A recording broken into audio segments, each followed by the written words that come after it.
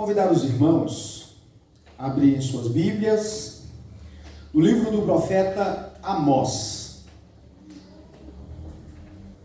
Livro do profeta Amós, capítulo 1, verso 1, depois capítulo 2, do 4 em diante.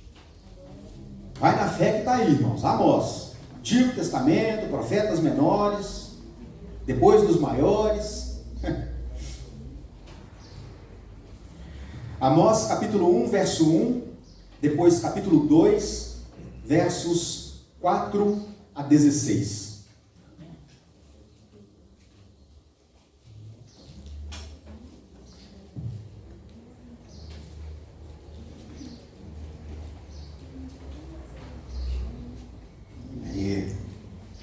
Diz assim a palavra do nosso Senhor: palavras que em visão vieram a Amós, que era entre os pastores de Tecoa, a respeito de Israel nos dias de Uzias, rei de Judá, e nos dias de Jeroboão, filho de Joás, rei de Israel, 2 anos antes do terremoto. Agora capítulo 2, do 4 em diante. Assim diz o Senhor: por 3 transgressões de Judá e por 4 não suscitarei o castigo, porque rejeitaram a lei do Senhor e não guardaram os seus estatutos. Antes, as suas próprias mentiras os enganaram, e após elas andaram seus pais. Por isso, meterei fogo a Judá, fogo que consumirá os castelos de Jerusalém. Assim diz o Senhor: por 3 transgressões de Israel e por 4 não suscitarei o castigo, porque os juízes venderam o justo por dinheiro e condenaram o necessitado por causa de um par de sandálias. Suspiram pelo pó da terra e sobre a cabeça dos pobres e pervertem o caminho dos mansos. Um homem e seu pai coabitam com a mesma jovem e assim profanam o meu santo nome, e se deitam ao pé de qualquer altar sobre roupas empenhadas, e na casa do seu Deus bebem vinho dos que foram multados. Todavia, eu destruí diante deles o amorreu, cuja altura era como de cedros, e que era forte como os carvalhos. Destruí o seu fruto por cima das suas raízes por baixo. Também vos fiz subir da terra do Egito, e 40 anos vos conduzi no deserto, para que possuís a terra do amorreu. Dentre os vossos filhos suscitei profetas, e dentre os vossos jovens nazireus. Não é isto assim, filhos de Israel, diz o Senhor. Mas vós, aos nazireus, destes a beber vinho, e aos profetas ordenastes, dizendo: não profetizes. Eis que farei oscilar a terra debaixo de vós, como oscila um carro carregado de feixes. De nada valerá a fuga ao ágil, ao forte não usará a sua força, nem o valente o salvará a sua vida. O que maneja o arco não resistirá, nem o ligeiro de pé se livrará, nem tampouco o que vai montado a cavalo salvará a sua vida. E o mais corajoso entre os valentes fugirá nu naquele dia, diz o Senhor. Uau! Vamos orar. Deus querido, lida a sua palavra, pedimos a iluminação do teu Espírito, para que na compreensão do texto, por meio da exposição, ó Deus, o Senhor fale aos nossos corações, nos dando entendimento, mas não apenas entendimento, como também a capacidade de aplicar, ó Deus, tais conhecimentos à nossa vida prática, e com ela possamos glorificar o teu santo nome. Seja conosco, com a minha vida, com a vida de cada um dos meus irmãos, presencialmente, e aqueles que nos assistem, ó Deus, de forma online. Que a bênção do Senhor seja sobre todos nós, em nome de Jesus. Amém. Como eu já havia anunciado, durante o mês de julho, nós propomos uma nova série de mensagens, tendo como tema: assim diz o Senhor, profetas menores. Os textos proféticos são, entre outras coisas, facilmente identificados por esta expressão: assim diz o Senhor. Apenas no capítulo 1, se você ler todo o capítulo 1, você verá várias expressões assim. Porque assim diz o Senhor. Por isso, meus irmãos, quando nós olhamos para estes textos, estas expressões davam conta aos seus leitores, bem como a nós, hoje, a Igreja de Jesus, que tais palavras que foram proferidas pelos profetas, menores, como é o caso de Amós, maiores, como é o caso de Isaías e Jeremias, que eram palavras de Deus, mensagem que vinha do trono da graça de Deus para o seu povo, e muitas vezes visava exortar o povo, consolar o povo, chamar-lhes ao arrependimento. Por isso, considerando então esta palavra de Deus, porque assim diz o Senhor, hoje eu gostaria que nós olhássemos para Amós e percebêssemos como aqui Deus chama o seu povo ao arrependimento. O mundo está em profunda crise, não é mesmo? Na verdade, desde que Adão pecou, em certa medida, o mundo já está em crise, porque ele se afastou de Deus. Mas talvez, por causa do mundo globalizado que nós vivemos, as crises dos nossos dias, as dificuldades que nós enfrentamos, parecem ser maiores e mais intensas do que aquelas experimentadas em outros momentos da história. Hoje, por exemplo, uma declaração de um político importante, ou quem sabe uma outra declaração de um CEO, de um gestor de uma grande empresa em algum lugar do mundo, afeta instantaneamente economias do mundo inteiro. Abala relações diplomáticas entre nações que, a priori, não tinham nada a ver com aquele discurso. Diante de um cenário como este, onde muitas vezes nós ficamos nos perguntando: qual a mensagem de Deus para um mundo que vive em profunda crise? O que Deus tem a nos dizer quando nós enfrentamos tantas crises como as que nós temos enfrentado hoje em dia?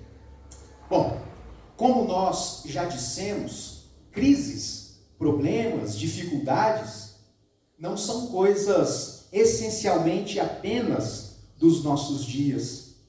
Assim, ao longo da história, Deus sempre teve uma palavra para consolar, trazer esperança, para exortar o mundo a respeito dos seus estatutos, bem como, e principalmente, para o seu próprio povo.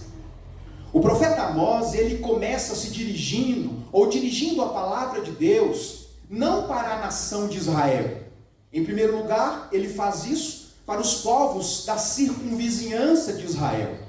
Mas quando nós continuamos a ler o texto, e por isso nós fizemos este salto do verso 1 para o verso 2, nós percebemos que o objetivo do profeta levantado por Deus era falar ao povo de Deus. Mas por que será que ele começa falando de outros povos? A mensagem nos parece clara. Deus tem uma mensagem para todo mundo, mas de forma especial para o seu povo. Deus demonstra que Ele é Senhor do seu povo, hoje da igreja, mas Ele é Senhor de todos aqueles que foram criados. Por isso o juízo sobre os injustos, sobre os povos que não temem a Deus, mas também, e principalmente, sobre aqueles a quem Deus ama. No Antigo Testamento, algumas instituições de Deus visavam conduzir o povo no caminho de Deus. Nós vemos, por exemplo, a lei do Senhor sendo entregue ao seu povo, que visava pegar o povo pela mão, tutelar, guiar o povo, apontar o caminho. Nós percebemos também os sacerdotes que serviam no templo, que prestavam sacrifícios, que eram ali os mediadores da adoração do povo, de sorte que o povo apresentava os seus sacrifícios, e este sacerdote, levantado por Deus, da tribo de Levi, os entregava nas mãos de Deus e cuidava do zelo religioso daquele tempo. Haviam também os juízes. Antes da monarquia, quem governava o povo, julgava as causas do povo. Depois da monarquia, os magistrados, que julgavam questões a respeito das relações sociais entre as pessoas. Nós temos também os reis, o soberano, que deveriam ser necessariamente tementes a Deus, para que o caminho do povo de Deus fosse de acordo com a sua liderança. É por isso que eu concordo e imagino ser verdade, que uma igreja caminha na medida da sua liderança. Assim como, meus irmãos, o povo naquele tempo caminhava na medida do temor do rei que eles possuíam.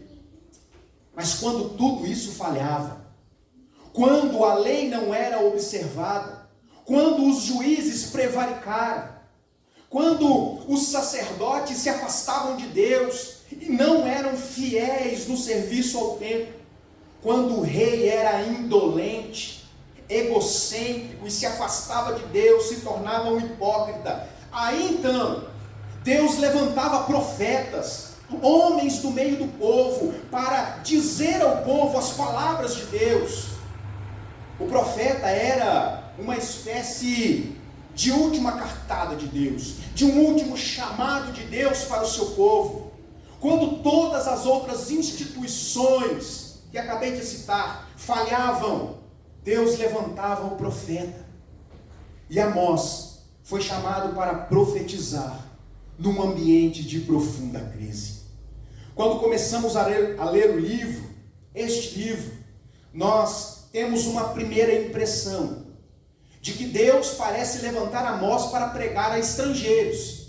Mas como eu disse, ao continuar a leitura, nós percebemos que a situação se inverte, e Amós então é levantado para pregar ao povo de Deus, de forma muito especial ao reino do norte, a Samaria, aquelas tribos que se apartaram da casa de Davi, e constituem então o reino dividido, depois da morte de Salomão. E neste contexto, Amós, 200 anos depois da morte e da divisão do reino, é chamado por Deus a pregar a este reino do norte, ao reino do sul também, Judá, mas o reino do sul numa escala muito menor, porque possuía um rei que temia a Deus. Embora tenha vacilado lá no finalzinho da vida, em ter tentado oferecer sacrifício a Deus por conta própria, sem o sacerdote, Deus feriu o rei Uzias com lepra, e ele morreu assim.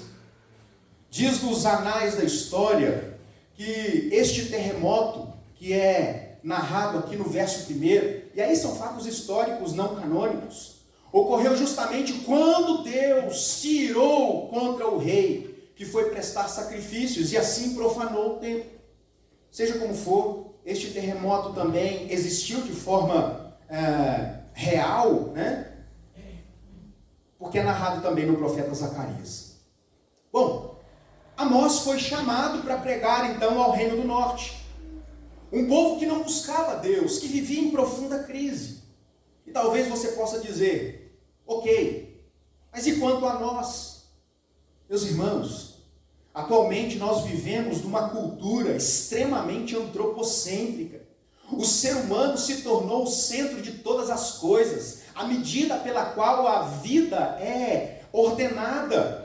Por isso, por causa deste antropocentrismo, desta divinização da criatura em detrimento da humanização do Criador, nós, os seres humanos, nos afastamos dia a dia da presença de Deus. Os valores impressos em nós pela imagem de Deus que nos foi conferida têm sido ao longo do tempo gradativamente substituídos por outros valores, por causa do completo estado de depravação do nosso coração. Erramos quando pensamos que este cenário de caos afeta apenas os não cristãos. Irmãos, nós erramos quando achamos que o problema está apenas fora da igreja, pois nos nossos dias, no nosso Brasil varonil, apesar da igreja estar em franco crescimento, ela não consegue impactar de forma relevante, de forma intencional, profunda, o nosso país, a moralidade do nosso país, a lisura nas relações políticas comerciais, nos relacionamentos fraternos. E por isso, neste sentido, a mensagem de Deus por meio do profeta Amós é tão relevante para os nossos dias como foi nos dias de Amós. A mensagem de Deus por meio do profeta Amós é tão importante para o reino do norte, para Samaria, como é para nós hoje, em pleno século 21. Amós profetizou a necessidade urgente de arrependimento, pois o povo havia se afastado dos seus caminhos. Por isso, nessa oportunidade, nessa manhã, eu gostaria de destacar aqui alguns aspectos que julgo serem relevantes a respeito de Amós e da mensagem que ele pregou. E na ajuda de Deus, aplicá-los à nossa realidade como igreja, hoje, nos nossos dias, com as nossas lutas, nas nossas crises. Quando olhamos para o capítulo 1, o verso 1, nós vemos então o chamado de Amós. O livro começa identificando quem era este Amós. Seria alguém importante? Um erudito do seu tempo? Um grande profeta usado por Deus em outras situações, circunstâncias? Alguém profundamente testado na lei, profundo conhecedor dos estatutos de Deus? Não. Quando nós olhamos, o livro de Amós começa apresentando-o a nós. E ele diz assim: Amós era entre os pastores de Tecoa. Bom, isso já nos chama a atenção, porque no chamado de Amós nós percebemos, em primeiro lugar, que não se tratava de um erudito, de um profeta, como era Isaías, instruído, como foram muitos outros do seu tempo e após ele, mas era uma pessoa simples, um pastor, alguém do campo, e alguém que vivia numa localização próxima de Jerusalém, mais ou menos uns 15 quilômetros, na aldeia de Tecoa. Isso nos ajuda a entender que Amós, então, era uma pessoa simples que morava no Reino do Sul, isto é, em Jerusalém, ou próximo de Jerusalém. O Reino do Sul era composto pela tribo de Judá e pela tribo de Benjamim. E todas as outras tribos se apartaram da casa de Davi, depois da morte de Salomão, e constituíam, então, o Reino do Norte, que tinha como capital Samaria. Então, Amós era um pastor de ovelhas. O termo hebraico aqui, nesse caso, para pastor, nos indica mais do que alguém que pastoreava, mas alguém que possuía ovelhas. Isso nos ajuda a entender que, embora Amós fosse dono de um rebanho de ovelhas, esse rebanho era pequeno, porque ele não tinha empregados para cuidar das ovelhas. Ele é que pastoreava as suas próprias ovelhas. Quando nós lemos, avançamos um pouco, no capítulo 7, versos 14 e 15, nós temos justamente a confirmação de tratar-se de alguém extremamente simples, alguém que vivia da pecuária. Lá, neste texto, ele vai ver que... Quer ver? Convido você, abra a sua Bíblia. Capítulo 7, versos 14 e 15. Amós aqui é rejeitado. As palavras de Deus são rejeitadas pelos profetas aqui, pelas pessoas, e ele então é acusado de ser um conspirador. E ele responde da seguinte maneira. Capítulo 7, versos 14 e 15. Respondeu Amós a Amazias: eu não sou profeta, nem discípulo de profeta, mas boieiro e colhedor de sicômoros. Mas o Senhor me tirou de após o gado, E o Senhor me disse: vai e profetiza ao meu povo de Israel. Aqui, boieiros significa mais do que alguém que cuida de vaca, de boi. Está ligado à atividade pecuária. E como nós lemos no verso 1, mais especificamente ao cuidado de cabras e ovelhas. Por isso, ele era um pastor de Tecoa. Como ele era responsável por este rebanho, nós percebemos que ele era alguém muito simples. Alguém que cuidava de ovelhas e que colhia sicômoro. Sicômoro é uma espécie de figo. Então ele era também um pequeno agricultor. Ele diz aqui no capítulo 7 que ele não era um teólogo profissional. Ele não havia estudado, ele não havia recebido instrução para ser um profeta. E talvez você me diga: pastor, mas algum foi? Sim. Depois dos dias de Elias e Eliseu, eles influenciaram tão grandemente o povo de Israel que foram criados algumas instituições que visavam cuidar dos profetas, instruir os profetas na lei de Deus, no conhecimento de Deus. E é por isso que Amós vai dizer: eu não sou profeta e não sou discípulo de profeta. Ou seja, eu não sou religioso, sou uma pessoa simples, que Deus tirou de lá do meu rebanho, lá do Reino do Sul, para entregar esta mensagem a vocês. Mas afinal de contas, você pode pensar: o que então Amós tinha de tão especial para ser chamado por Deus, já que ele não era instruído como era Isaías? Isaías era um erudito do seu tempo. Isaías tinha acesso muito fácil ao rei Uzias.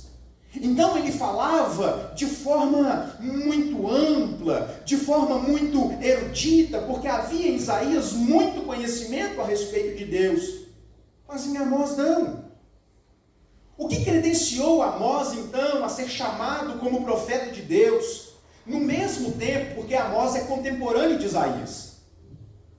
Amós amava o Deus de Israel e temia o Senhor e cria na sua justiça. Como um homem simples que vivia do campo, Amós percebia a opressão do reino do norte para com os pobres, para com os trabalhadores e para com os camponeses. Este é o primeiro aspecto chamado de Amós. Em segundo lugar, eu gostaria de destacar a obediência de Amós. Ele profetizou quando a nação de Israel estava dividida em reino do norte e reino do sul, como eu disse. Amós era morador do reino do sul, próximo a Jerusalém. E ele então resolveu obedecer a Deus e se dirigir até o reino do norte. Falar àquele povo quando o rei era o rei Jeroboão II. Levar o juízo de Deus, a palavra de Deus àquelas pessoas.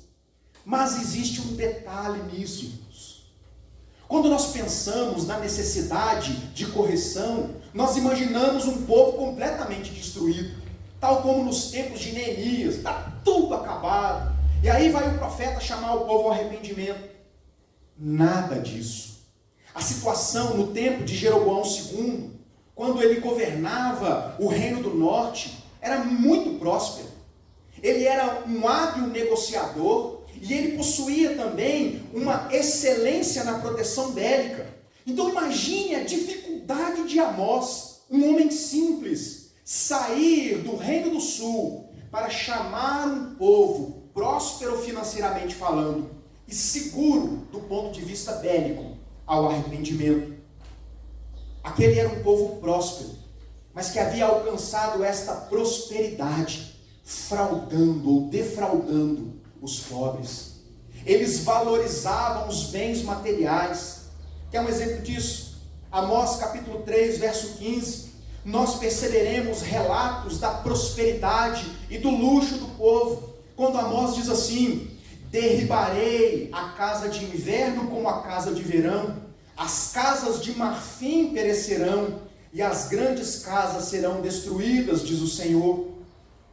As pessoas possuíam casas de inverno, casas de verão, casas de marfim. Deus então está dizendo, ou vocês se arrependem, ou todas estas coisas, aquilo que vocês valorizam, serão destruídas. Um pouquinho na frente, capítulo 6, verso 4, ele nos dá conta que aquele povo era tão rico, que eles dormiam em camas de marfim. Irmãos, imagine o crime ambiental. Quantos elefantes morreram para construir cama para esse povo dormir? Eram ricos, economia pujante, progresso, as coisas aconteciam, não tinham inimigos mais fortes do que eles. Imagine a dificuldade de Amós e dizer para aquele povo: vocês precisam mudar de vida. Imagine como seria recebida esta profecia àquele povo. Sabe por quê? Geralmente, tanto paz, no sentido de contrário à guerra, quanto prosperidade financeira, são tidas, consideradas como características de sucesso. Imagine, meus irmãos, o quanto Amós teve que ser obediente a Deus no seu chamado e disposição no seu coração para pregar arrependimento a um povo que julgava possuir tudo o que eles precisavam. Por fim, eu gostaria de destacar ainda um terceiro aspecto aqui de Amós, que não é propriamente visto em Amós, mas na mensagem que ele pregou. Amós pregava uma mensagem de arrependimento. Amós pregava a necessidade de arrependimento. O povo havia se afastado de Deus. No capítulo 4, verso 1, Amós condena a luxúria das mulheres de Samaria, chamando-as de vacas de Bazã. Imagine, meus irmãos, Amós sendo pastor nos dias atuais, ia ser cancelado nas redes sociais. Mas ele condena de forma clara, apontando, dando nome aos pecados. Estas mulheres vivem em luxúria e se afastaram de Deus. Ainda no capítulo 4, ele fala também da cegueira espiritual de Israel. Os religiosos também se afastaram de Deus. Embora obedientes quanto à forma do culto, eles haviam se esquecido da essência da adoração. E aqui, note a semelhança com o seu contemporâneo Isaías. No capítulo 1, texto que nós lemos na liturgia deste culto. Deus envia Isaías, Deus envia Amós, chamando o povo ao arrependimento, porque Deus ama o seu povo e deseja tê-los no caminho certo. No capítulo 8, nos versos 5 a 6, eu convido você, abre aí. Amós capítulo 8, versos 5 a 6. Nós lemos aqui, meus irmãos, uma palavra muito dura, algo que estava acontecendo no meio daquele povo.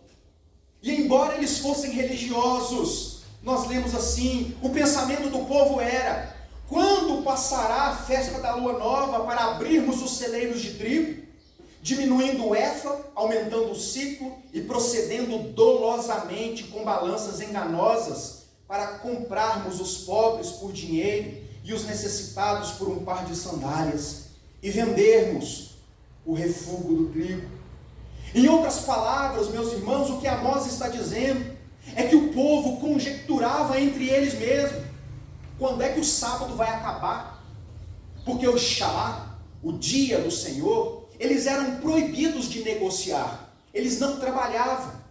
Mas o povo havia se esquecido do significado do Shabá, do dia do Senhor, que deveria ser um dia de adoração, um dia de dedicação exclusiva a Deus, ao nosso relacionamento com Deus. E embora eles fossem no templo, embora eles manifestassem a sua religiosidade lá no coração, eles queriam mais é que o dia do Senhor acabasse logo, para que eles pudessem abrir o comércio, para que eles pudessem continuar defraudando as pessoas, diminuindo a unidade de medida, colocando peso fraudulento nas balanças de forma dolosa. Temos advogado aqui, me corrija se estiver errado, de forma intencional. Eles sabiam aquilo que eles estavam fazendo. Eles começaram a amar mais as coisas deste mundo, dar vazão ao pecado e aquilo que os afastava de Deus, em relação à adoração ao Deus Santo, que os tirou da terra do Egito. Amós foi chamado para profetizar contra uma sociedade que amava a prosperidade financeira em detrimento da exploração dos pobres. Capítulo 2, verso 6. A governantes que não temiam a Deus. Capítulo 6, versos de 1 a 4. Ele trata da falência moral dos reis. No capítulo 2, verso 7, ele fala da imoralidade generalizada. É pai e filho deitando-se com uma mesma mulher. Já não existe pudor e por isso eles estão defraudando o Senhor. Capítulo 5, verso 12. Ele completa dizendo: porque sei serem muitas as vossas transgressões e graves os vossos pecados, afligis o justo. Tomais suborno e rejeitais os necessitados na porta. No capítulo 5, versos 21 e 27, ele completa dizendo que aquilo que o povo estava vivendo traria para eles consequências muito danosas. Abra sua Bíblia, capítulo 5, verso 21 a 27.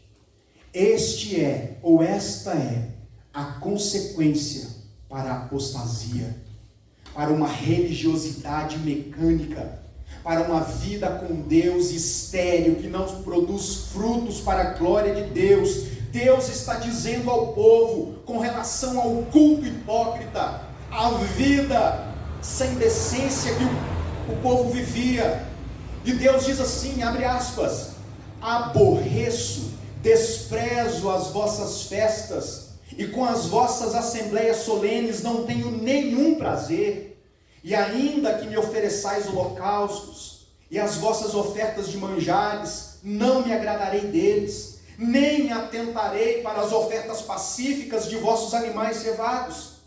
Afasta de mim o estrépito dos teus cânticos, porque não ouvirei as melodias das tuas liras.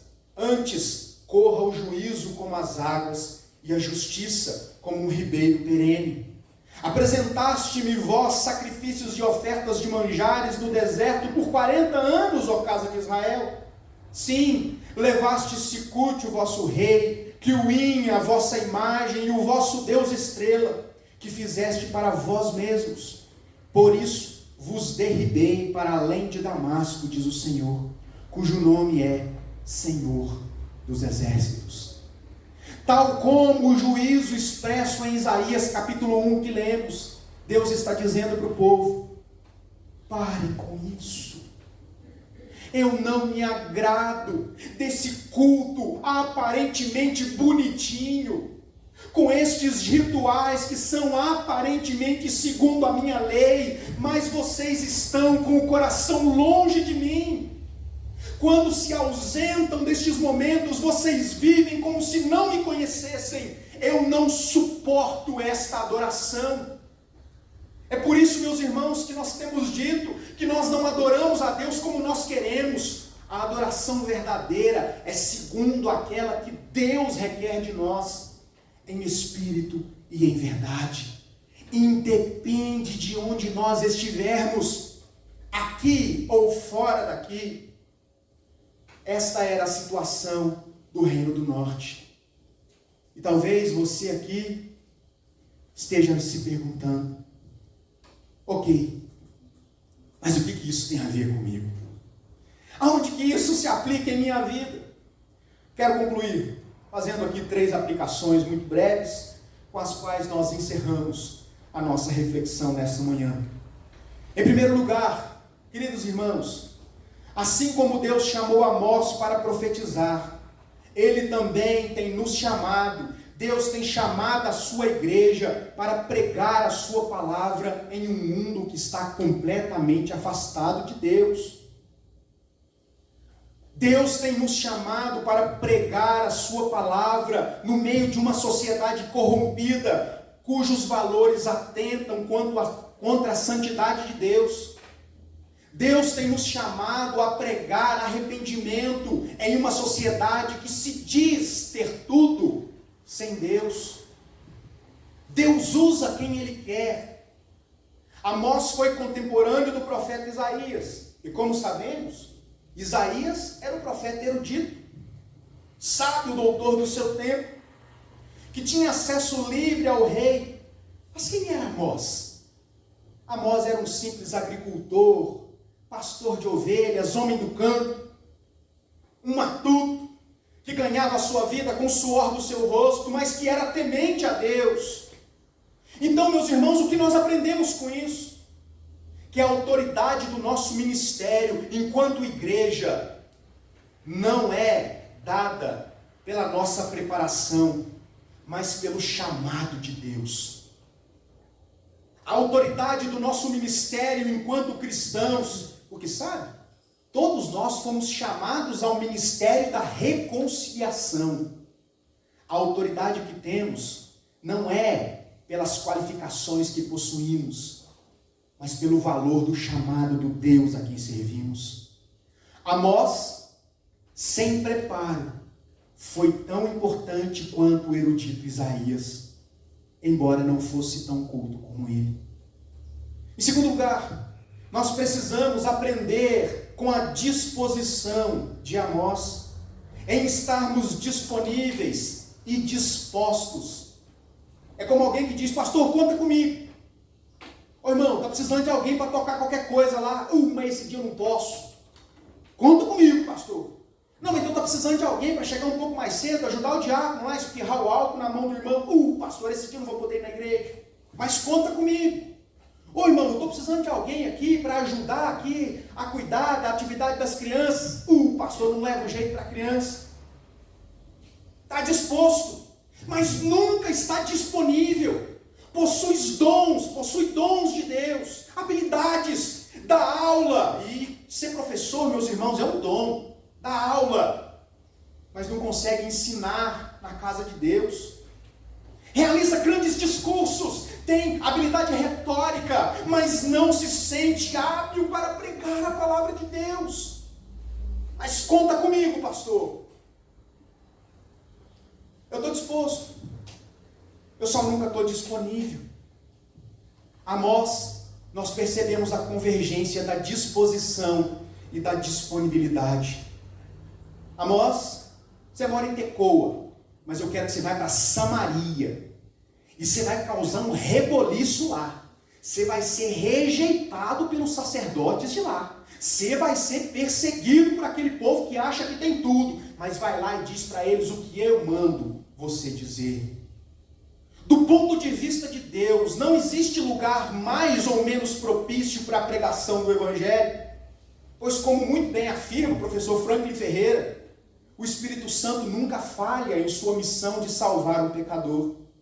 Neste sentido, o seu ministério, o meu ministério, de anunciar as boas novas do Evangelho, não é onde nós gostaríamos de estar, mas onde Deus tem nos colocado.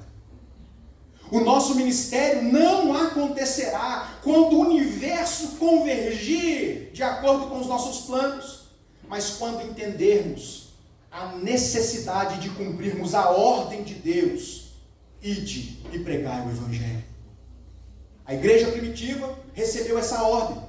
Mas aí, na igreja em Jerusalém, aconteciam muitos milagres, conversões de 3.000, de 5.000, e eles tinham tudo em comum, partilhavam tudo de casa em casa, estava bom demais para cumprir o ide.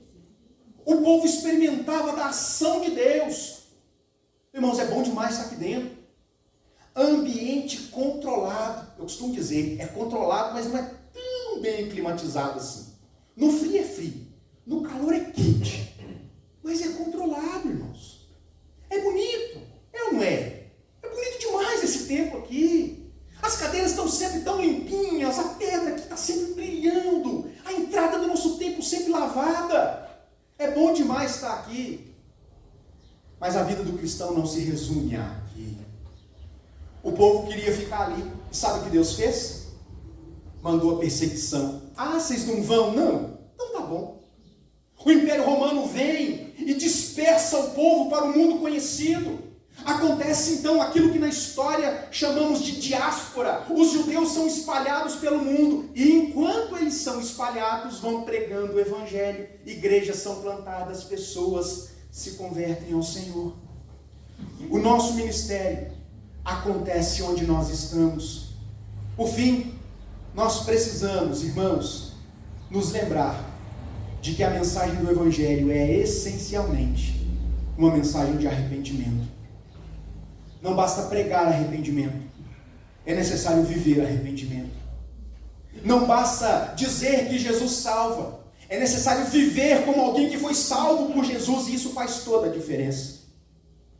O mundo está afastado de Deus, e este afastamento tem alcançado até a igreja. Ao mesmo tempo, Amós profetizou aos descrentes, aos povos da circunvizinhança. Ele também profetizou à nação do norte, que também era povo de Deus. Assim como nós precisamos pregar aos descrentes, nós precisamos que esta mensagem faça sentido para nós, os crentes, para que não apenas preguemos libertação, mas vivamos esta libertação. O Israel dos tempos de Amós era um povo muito religioso. No entanto, apesar de toda esta formalística litúrgica, eles estavam com o coração cauterizado e se tornaram indiferentes às coisas de Deus. Como a igreja tem vacilado nos tempos atuais, irmãos. Como a secularização tem dominado. Como as mensagens que têm sido pregadas têm versado a respeito de interesses terrenos.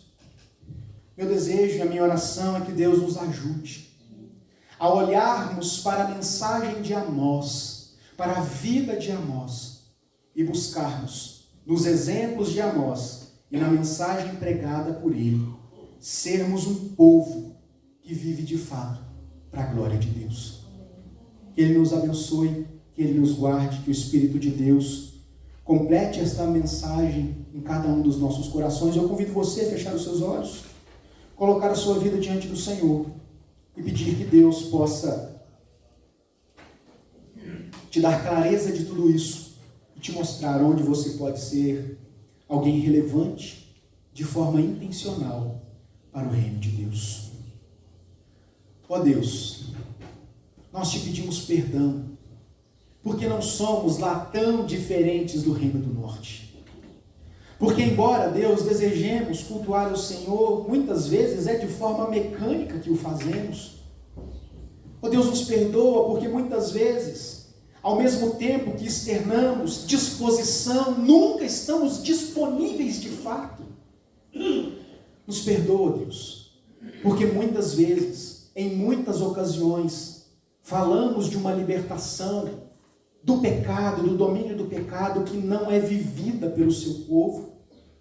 Perdoa-nos, Pai. Nos livra, Deus, de tais coisas e permita que possamos servir ao Senhor de todo o nosso coração. Guarda a tua igreja aqui em Areado. Nos faz, ó Deus, uma igreja que te busca. Ó Deus, que tem zelo pela sua palavra, que tem amor pelo testemunho do Senhor, que vive para a sua glória. Nós precisamos do Senhor. E naquilo, ó Deus, que couber de mim, a mim, e naquilo que couber a cada um de nós que aqui estamos, que sejamos, ó Deus, exemplos, ó Deus, do serviço ao Senhor. Toca nos nossos corações, muda a nossa vida, nos converte ao Senhor. Essa é a nossa oração em nome de Jesus. Amém.